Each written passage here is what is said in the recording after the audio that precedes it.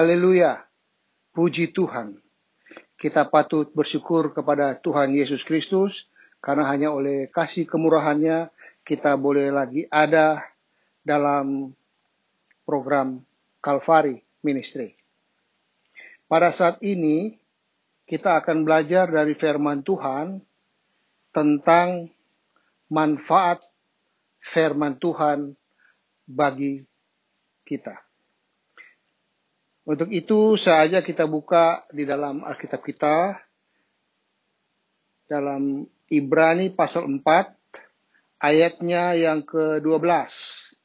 Ibrani 4 ayat 12 berkata, sebab firman Allah hidup dan kuat, dan lebih tajam daripada pedang bermata dua manapun. Ia menusuk amat dalam sampai memisahkan jiwa dan roh, sendi-sendi dan sumsum. Ia sanggup membedakan pertimbangan dan pikiran hati kita. Saja kita melihat dari kalimat awal. Firman Allah hidup dan kuat. Ayat ini katakan bahwa firman Allah hidup dan kuat. Nah, kata hidup dalam ayat ini adalah living, yaitu memiliki kehidupan. Artinya kehidupan Allah ada di dalam firman itu. Kemudian kata kuat itu adalah powerful. Artinya penuh energi dan atau penuh tenaga atau kuasa. Jadi firman Allah itu hidup dan kuat adalah firman Allah itu memiliki kehidupan dan penuh dengan kuasa. Dan kalau kita lihat di dalam Injil Yohanes pasal 6 ayat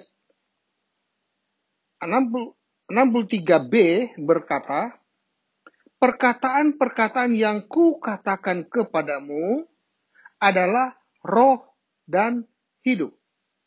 Jadi perkataan-perkataan yang dikatakan oleh Yesus, yaitu firman yang keluar dari mulutnya itu adalah roh dan hidup.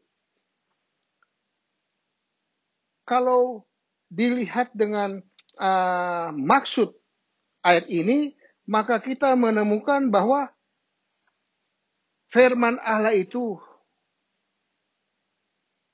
roh dan memiliki kehidupan.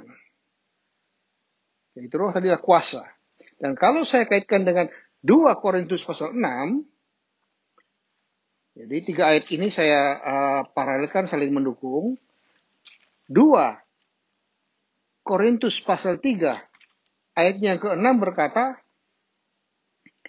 ialah membuat kami juga sanggup menjadi pelayan-pelayan dari suatu perjanjian baru yang tidak terdiri dari hukum yang tertulis, tetapi dari roh.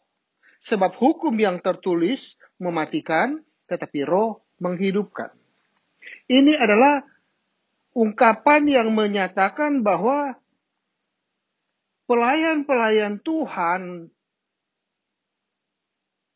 di perjanjian baru itu sanggup menjadi pelayan bukan karena adanya hukum tertulis yang mematikan, tetapi mereka bisa menjadi pelayan perjanjian baru karena hukum yang tertulis itu dihidupkan oleh Roh Kudus. Hukum yang tertulis itu dihidupkan oleh Roh Kudus. Maka dari itu kita bisa menemukan suatu statement bahwa firman Allah yang hidup dan kuat itu yang ada di dalam Ibrani pasal 4 tadi, firman Allah hidup dan kuat itu adalah firman Allah yang penuh kehidupan dan penuh kuasa. Selanjutnya dikatakan dalam ayat 12 tadi, bahwa firman Allah yang penuh kehidupan dan penuh kuasa itu, dia lebih tajam dari pedang yang bermata dua manapun. Artinya, dia menusuk amat dalam sampai memisahkan jiwa dan roh, sendi-sendi dan sumsum. Ia sanggup membedakan pertimbangan dan pikiran hati kita. Artinya bahwa firman Allah yang penuh dengan kehidupan dan penuh dengan kuasa itu sanggup untuk memisahkan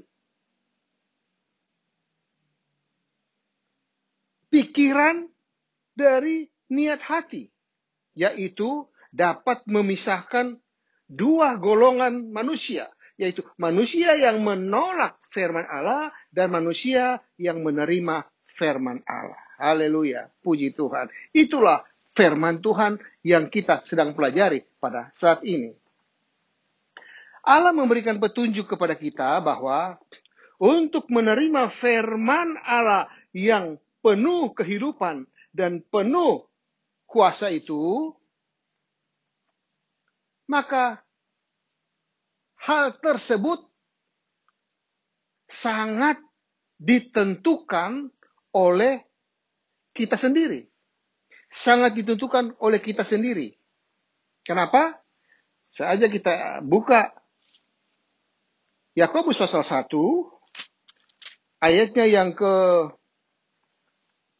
21, ya, ayat 21, dia berkata begini. Sebab itu, buanglah segala sesuatu yang kotor dan kejahatan yang begitu banyak itu, dan terimalah dengan lemah lembut firman yang tertanam di dalam hatimu yang berkuasa menyelamatkan jiwamu. Jadi, ayat ini memberikan penjelasan kepada kita bahwa ada yang harus kita buang dan ada yang harus kita terima. Yang harus kita buang, di dalam ayat ini katakan yang kotor dan yang jahat. Yang kotor itu berbicara tentang kekejian.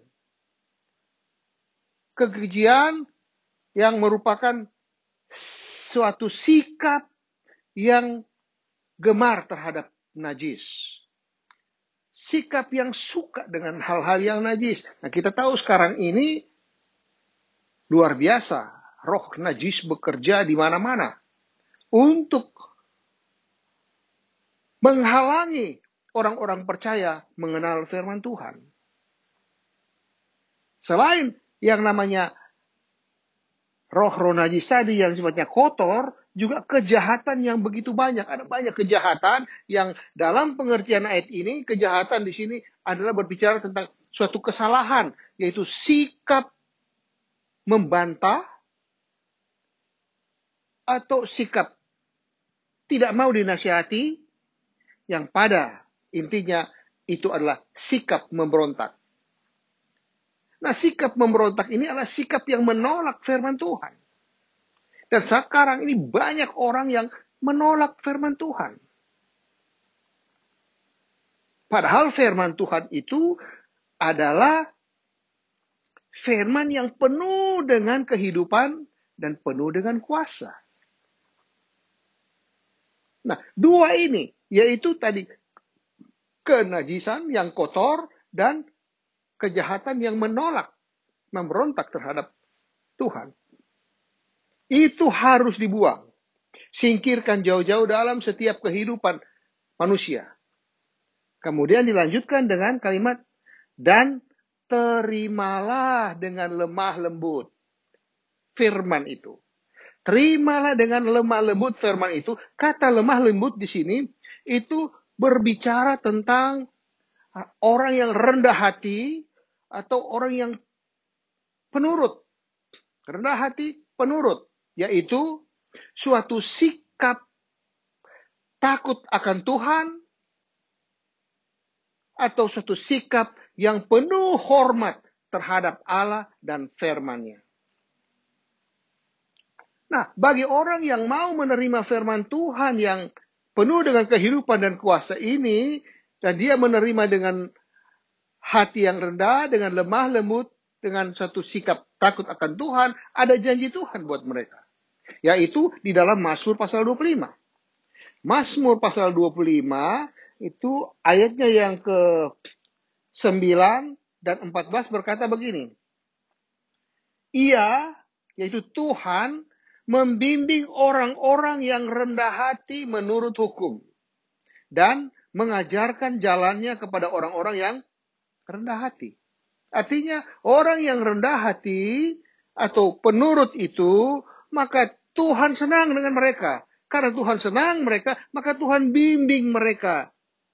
Bimbing perjalanan hidup mereka sambil membimbing, sambil mengajarkan hukum-hukum Tuhan. Mengajarkan aturan-aturan Tuhan supaya mereka boleh berhasil dalam menuju ke surga kekal selama-lamanya.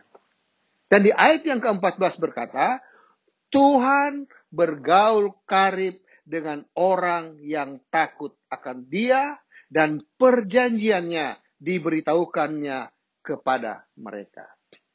Orang-orang yang menerima firman Tuhan dengan lemah lembut adalah mereka yang mempunyai hati yang rendah, punya hati yang menurut, yaitu mereka orang yang punya sikap takut akan Tuhan atau sikap penuh hormat terhadap firman Allah, maka Allah bergaul akrab dengan mereka.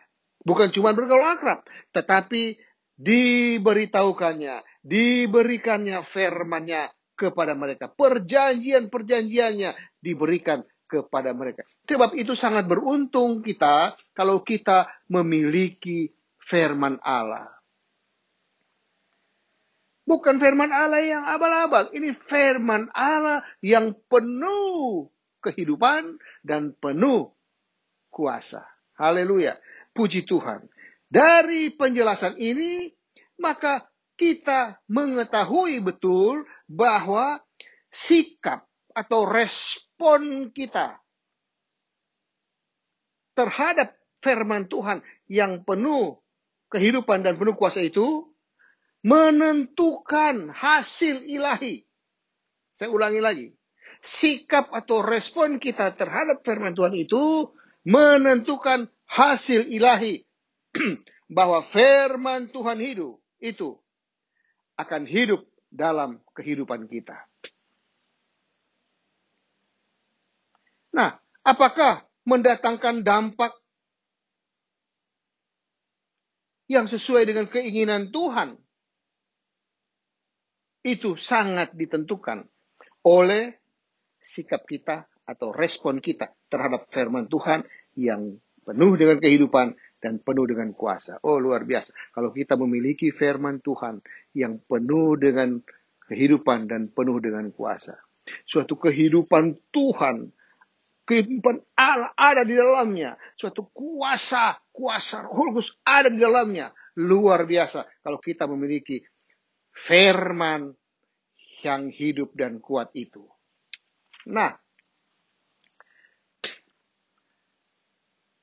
apakah hasilnya kalau kita menerima dengan lemah lembut firman Tuhan yang disampaikan kepada kita? Apa hasilnya? Saya pelajari dari firman Tuhan bahwa ada 3 manfaat awal. 3 manfaat awal firman Tuhan bagi kita yang menerima Dia. Kalau engkau menerima firman Tuhan itu dengan lemah lembut, dengan hati yang takut akan Tuhan, dengan sikap yang menghormati firman Tuhan itu sendiri, maka ada 3 manfaat awal yang akan engkau alami. Yaitu pertama, saya catat sini, firman Tuhan bermanfaat bagimu, bagi engkau, karena firman Tuhan itu dapat menimbulkan iman dalam kehidupanmu. Firman Tuhan itu dapat menimbulkan iman dalam hidupmu. Saja kita buka di dalam Roma pasal 10, ayatnya yang ke-17, berkata begini. Roma 10, ayat 17. Jadi, iman timbul dari pendengaran, dan pendengaran oleh firman Kristus. Iman timbul dari pendengaran, dan pendengaran oleh firman Kristus. Kalau kita perhatikan ayat ini, maka ayat ini terdiri dari 3 bagian. 3 bagian, yaitu firman Kristus, mendengar, dan iman. Artinya, firman Tuhan tidak langsung menghasilkan iman. Ingat, firman Tuhan tidak langsung menghasilkan iman karena terlebih dahulu harus ada pendengaran. Pendengaran yang bagaimana? Yaitu pendengaran dengan hati yang tulus dan sungguh-sungguh bahwa firman Tuhan itu penuh dengan kehidupan dan penuh dengan kuasa. Bahwa firman itu, yaitu firman yang tertulis itu, sudah dihidupkan oleh Roh Kudus. Jadi firman Tuhan itu yang tertulis dihidupkan oleh Roh Kudus. Sebab itu di sini dikatakan ada firman Kristus yang diberitakan. Firman Kristus yaitu firman Allah yang tertulis yang dihidupkan oleh Roh Kudus. Nah, ketika kita mendengar dengan hati yang lemah lembut, hati yang rendah, hati yang takut akan Tuhan, maka firman Kristus itu, yaitu firman yang tertulis, yang sudah dihidupkan oleh Roh Kudus itu, akan menimbulkan iman dalam hidup kita. Nah, iman yang timbul ini, iman itu sangat penting dan sangat dibutuhkan oleh setiap anak Tuhan. Apalagi kita yang hidup di akhir zaman ini. Alkitab katakan bahwa firman Tuhan ini mengalahkan dunia. Mengalahkan dunia artinya segala hal sifatnya duniawi. Segala sifatnya yang namanya kedagingan. Segala sifatnya godaan atau intimidasi dari iblis. Itu semua dikalahkan oleh iman. Yang mana? Iman yang timbul dari mendengar firman Kristus. Firman Kristus, firman Tuhan yang tertulis, yang dihidupkan oleh Roh Kudus. Haleluya. Puji Tuhan. Jadi, poin pertama bahwa firman Tuhan bermanfaat bagi engkau, bagimu, karena firman Tuhan itu dapat menimbulkan iman dalam kehidupanmu. Haleluya. Puji Tuhan. Poin yang kedua, saya catat sini. Firman Tuhan bermanfaat bagimu, bagi engkau, karena firman Tuhan itu adalah benih hidup yang dapat menghasilkan manusia baru dalam kehidupanmu. Benih hidup yang dapat menghasilkan kehidupan baru dalam hidupmu. Saja kita buka Alkitab kita dalam 1 Petrus pasal 1. 1 Petrus 1 ayatnya ke-23 berkata begini. Karena kamu telah dilahirkan kembali bukan dari benih yang fana, tetapi dari benih yang tidak fana, oleh firman Allah yang hidup dan yang kekal. Haleluya. Puji Tuhan. Jadi benih hidup itu adalah tidak fana dan kekal. Tidak fana dan kekal. Pada prinsipnya kita tahu bahwa benih itu adalah sesuatu yang hidup. Tidak ada benih yang tidak hidup atau mati, kemudian kita mau pakai untuk menanam. Tidak. Jadi benih itu adalah sesuatu yang hidup. Kedua, ada kehidupan di dalam benih itu. Ada suatu potensi kehidupan di dalam benih itu. Dan yang ketiga, potensi kehidupan itu akan menghasilkan pohon sesuai benih tersebut. Artinya, kalau dia benih jagung, akan menghasilkan pohon jagung. Kalau dia benih jeruk, akan menghasilkan pohon jeruk. Demikian juga dengan benih firman Allah yang tidak fana dan kekal itu. Benih yang tidak fana dan kekal itu akan menghasilkan manusia yang kekal dan tidak fana. Yaitu manusia ilahi yang memiliki karakter-karakter Kristus yang kita sebut sebagai menghasilkan manusia baru. Jadi benih hidup yang adalah firman Allah yang penuh kuasa itu dan penuh kehidupan itu menghasilkan manusia baru. Dengan prosesnya seperti yang sudah saya katakan tadi. Nah, manusia baru yang dihasilkan oleh firman Allah yang hidup dan berkuasa itu dapat kita lihat di dalam Efesus pasal 3, Efesus pasal 4, Efesus pasal 4 ayatnya yang ke-23 dan 24.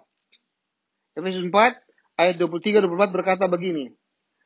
Kamu dibaharui di dalam roh dan pikiranmu. Jadi manusia baru itu dibaharui oleh firman yang penuh kehidupan dan penuh kuasa itu. Lalu dikatakan di ayat 24, mengenakan manusia baru. Mengenakan manusia baru artinya manusia lama ditanggalkan, yang telah diciptakan menurut kehendak Allah di dalam kebenaran dan kekudusan yang sesungguhnya. Jadi dari sini kita bisa melihat bahwa firman Allah yang penuh kehidupan dan penuh kuasa itu adalah benih hidup yang mampu menghasilkan manusia baru. Yang mana rohnya dan pikirannya diubah oleh firman tersebut. Kemudian kepadanya dikenakan suatu manusia baru, hasil ciptaan Allah sendiri di dalam kebenaran dan kekudusan. Oleh karena itu, manusia baru ini, dia yang mengadakan ciptaan baru itu harus hidup dalam kebenaran dan kekudusan oleh firman dan Roh Kudus. Haleluya, puji Tuhan. Dan poin yang ketiga, saya catat di sini adalah firman Tuhan bermanfaat bagimu atau bagi engkau. Karena firman Tuhan itu adalah makanan rohani bagi kehidupanmu. Jadi firman Tuhan yang penuh kehidupan dan penuh kuasa itu adalah makanan rohani bagi kehidupanmu. Saja kita buka 1 Petrus 2 ayatnya yang kedua. Berkata begini. Jadilah sama seperti bayi yang baru lahir dan selalu ingin akan air susu yang murni dan yang rohani supaya olehnya kamu bertumbuh dan beroleh keselamatan. Puji Tuhan. Jadi seorang yang menerima firman Tuhan itu, kemudian dia memiliki hidup baru, dia lahir baru. Nah, seorang yang baru lahir, orang yang lahir baru ini, menurut Alkitab, itu digambarkan sebagai seorang bayi. Nah, seorang bayi itu harus makan supaya dia bertumbuh. Bayi ini kalau dia makan, dia bertumbuh. Nah, supaya dia bertumbuh dengan baik dan sehat, maka makanannya harus sehat, yang dalam ayat ini dikatakan yang selalu ingin akan air susu yang murni dan yang rohani. Air susu yang murni dan yang rohani itu akan memberikan pertumbuhan kepada bayi rohani tersebut bertumbuh di dalam sehat sehingga dia tetap kuat. Nah, itu yang dikehendaki oleh firman Tuhan. Tetapi bagaimana kalau air susu yang murni dan yang rohani tersebut tercemar dengan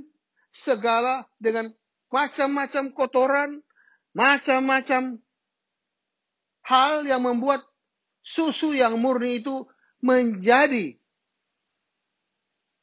kotor dan menyebabkan sakit penyakit pada si bayi. Itu sebabnya ayat yang pertama berkatakan begini. Buanglah segala kejahatan, segala tipu muslihat, segala macam kemunafikan, kedengkian, dan fitnah. Jadi pada saat kita mau bertumbuh rohani kita ini, sangat penting kita harus punya tekad yang kuat untuk membuang segala yang namanya kejahatan, segala tipu muslihat, segala kemunafikan, kedengkian, fitnah, dan ini semua sangat mengganggu kesehatan rohani umat Tuhan. Dunia sekarang kita bisa lihat unsur ini banyak sekali mengganggu anak-anak Tuhan. Sehingga sulit untuk bertumbuh. Bahkan justru bisa sakit rohaninya dan mati. Tetapi puji Tuhan, firman Tuhan mengingatkan kita pada saat ini. Marilah kita inginkanlah yang namanya air susu yang murni dan yang rohani. Air susu yang murni dan yang rohani itu akan membawa kita kepada di sini katakan supaya olehnya kamu bertumbuh dan memperoleh keselamatan. Jadi kita bertumbuh, pada akhirnya kita memiliki keselamatan kekal bersama Yesus di surga. Haleluya, puji Tuhan. Tetapi ada petunjuk dari firman Tuhan lebih lanjut bahwa kita tidak boleh tinggal terus dalam status sebagai bayi rohani. Kita harus bertumbuh dengan menginginkan air susu yang murni dan yang rohani, sehingga kita sehat dan kuat sampai menjadi dewasa rohani. Nah, dewasa rohani itu diuraikan ditulis di dalam Ibrani pasal 5, ayat 13 dan 14 berkata begini. Sebab barang siapa masih memerlukan susu, ia tidak memahami ajaran tentang kebenaran, sebab ia adalah anak kecil. Masih kecil, ya. Kadang-kadang kita masih belum memahami firman Tuhan. Orang yang masih bayi rohani kadang-kadang masih belum memahami firman Tuhan. Maka perlu diajar, perlu ada PA, perlu ada pengajaran. Kayak materi video ini. Untuk supaya mengajarkan semua orang-orang yang masih bayi rohani supaya dia bertumbuh menjadi dewasa rohani. Ayat 14. Tetapi makanan keras adalah untuk orang-orang dewasa yang karena mempunyai panca indera yang terhati untuk membedakan yang baik dan yang jahat. Kita bertumbuh menjadi dewasa supaya kita memiliki panca indera rohani yang terlatih. Kita bisa membedakan mana yang baik, mana yang jahat. Bisa membedakan mana yang berhubungan dengan kekekalan di sorga dan mana yang berhubungan dengan membawa kita kepada neraka kekal penuh dengan penderitaan. Disinilah pentingnya firman Tuhan sebagai makanan rohani kita. Puji Tuhan. Haleluya. Jadi dengan demikian, maka kita telah mendengar 3 manfaat awal. Ya, 3 manfaat awal bagi mereka yang mau percaya dan menerima firman Tuhan itu, yaitu firman Tuhan yang penuh dengan kehidupan dan penuh dengan kuasa, atau firman Tuhan yang hidup dan kuat itu, sehingga mereka bisa menikmati kehidupan rohani yang sesuai dengan janjikan Tuhan. Jadi ada 3 poin yang sudah kita dengar bersama, yaitu pertama, firman Tuhan itu bermanfaat bagi engkau, bagimu, karena firman Tuhan itu dapat menimbulkan iman dalam hidupmu. Kedua, firman Tuhan itu adalah benih hidup yang dapat menghasilkan manusia baru dalam hidupmu. Dan yang ketiga adalah firman Tuhan itu adalah makanan rohani bagi kehidupanmu. Saya percaya firman Tuhan ini menjadi berkat buat kita yang mengerti, percaya, dan melakukan firman Tuhan ini. Terpujilah nama Tuhan. Sekali Yesus, tetap Yesus.